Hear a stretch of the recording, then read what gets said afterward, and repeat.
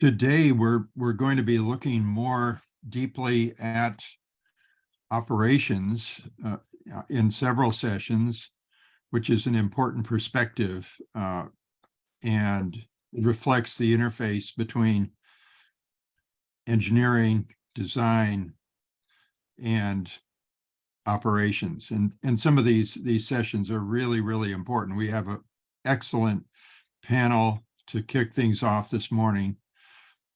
Three individuals who have been deeply embedded in the operations side throughout their careers.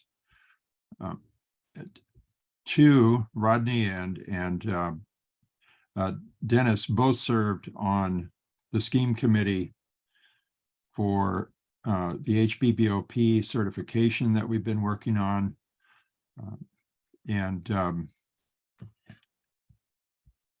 Jerry serves on our National Visiting Committee for the Best Center.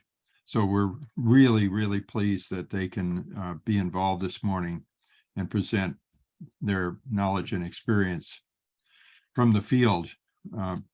Paul Raftery also is looking at building operations, and then we'll have a session later on HBBOP certification, which also will focus more on the operations side.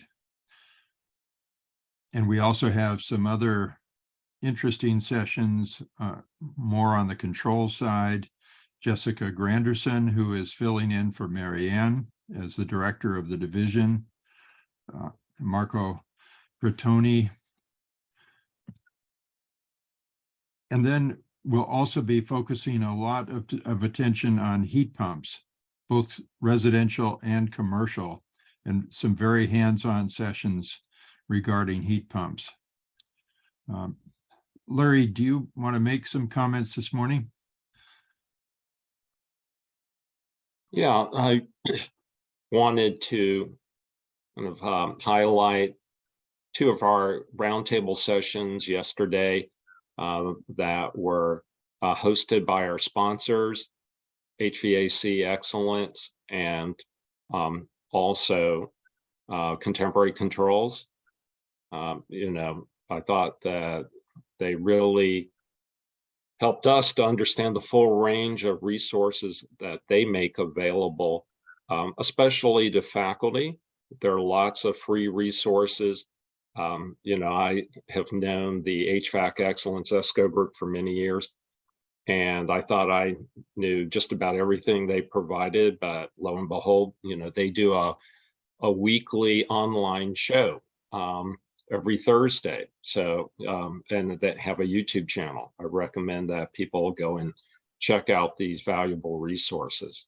You really will learn a lot.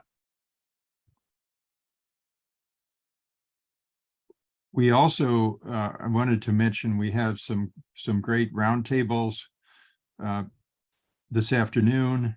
One of them will focus on BAS and program development and design discussion for faculty. And our other roundtable will focus on ATE, NSF ATE projects and centers. And I would be remiss not to mention a session with Robert Nirenberg later, dealing with kind of a preview of next summer's Institute on BAS, using BAS data to troubleshoot systems. So that should be excellent. Ted, do you want to reflect at all on what you've seen and heard so far? And Robert?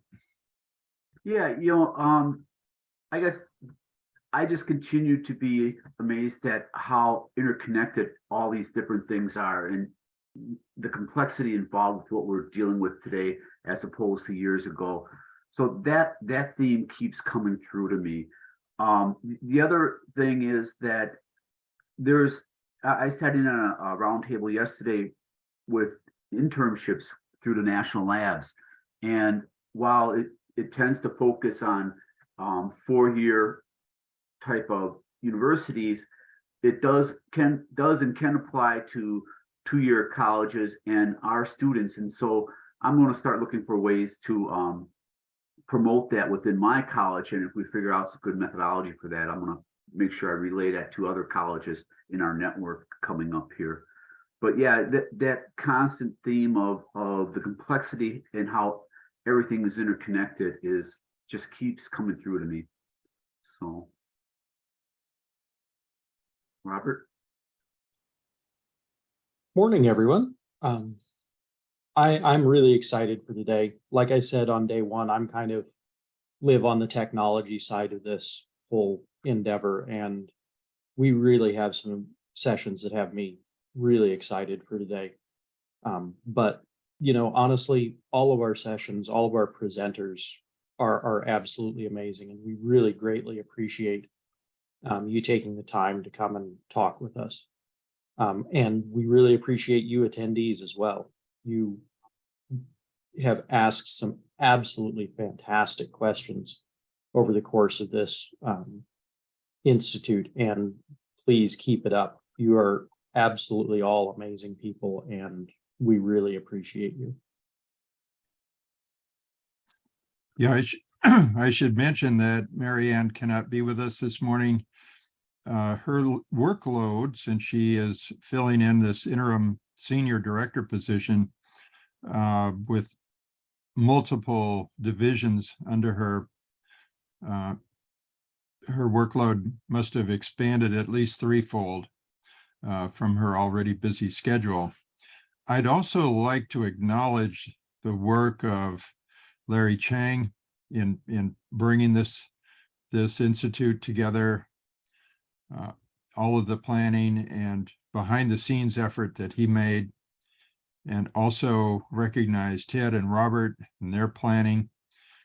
And of course, the team from Lawrence Berkeley Lab, and behind the scenes, the work of Kim Gonzalez Campos to work on the technology side, and as well the VFairs team led by Danish and his team. Kim, do you want to say hello for a sec?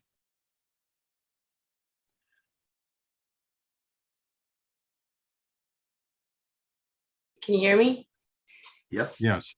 Well, good morning. I think I just want to have a reminder perhaps that if people can help us and fill out the survey, I'm going to share my screen just because it's easy to miss. We have an event survey here. If you click on it, it'll take about 2 minutes. We would really appreciate you taking the time to fill this out. This helps us improve our the National Institute, and your information, your feedback would be greatly appreciated. Kim, can you show us again where that is on the site? Yes. And this is kind of your way of paying us for putting this on.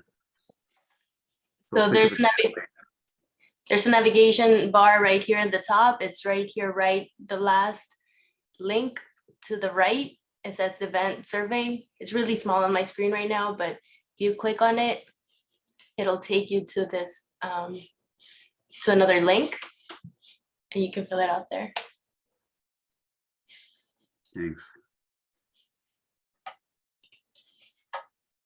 Thank Right, you. we'll also have a button available on the landing page so people can access that survey more readily.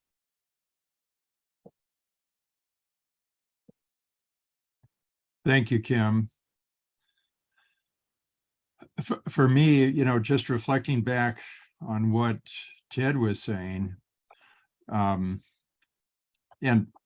there's been so much information, and it all ties together as well. And for me, I think starting even from day one with Tim's presentation, it was really, for me, the urgency of our work on high performance, the sessions that we've had specifically addressing high performance buildings.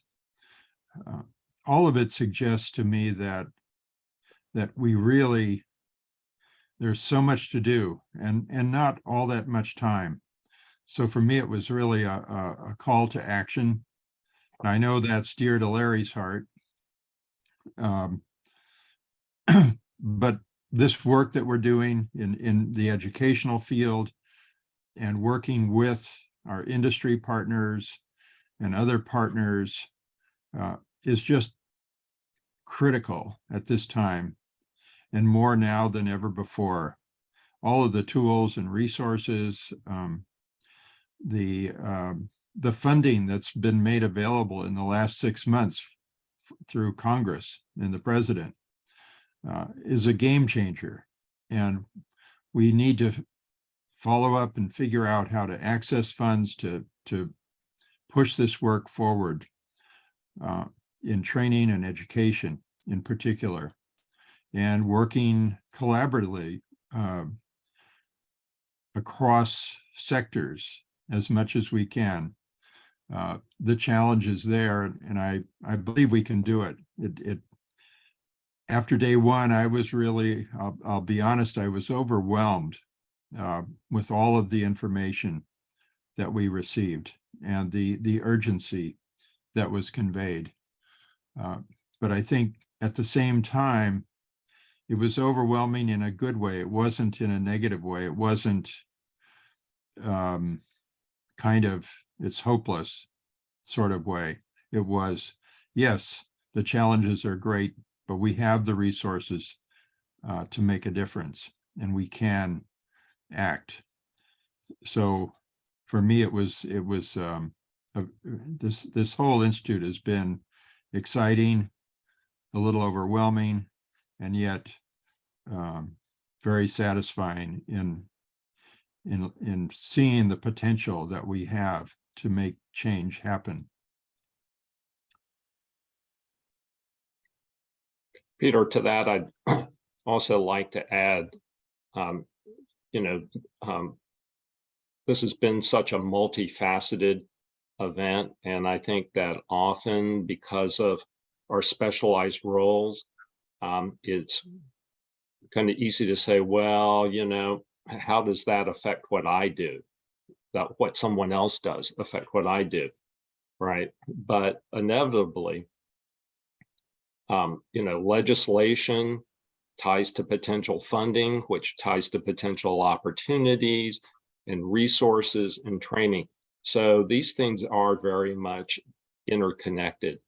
And, the sessions, especially on building performance standards, I mean, for me, I think, that very kind of vividly illustrates, the complexity of that noble effort to have to kind of navigate through local politics, and also, find the best path forward given the challenges that various local communities face, but who still want to do the right thing. Yeah, for me, listening to especially, those sessions on building performance standards and the diversity of how people are approaching it, we have so much to learn. Also, the session on EcoBlock. States and cities are trying to do the right thing and address the problem, and they're approaching it in many different ways. So for me, that indicates that there's huge learning that we have to do to cross the river. And yet it's so important to get started. Well, I see it's 8:15, Larry, and you want to get the panel started. And thank you very much to all of our participants for sticking with us. We really appreciate you. And over to you, Larry.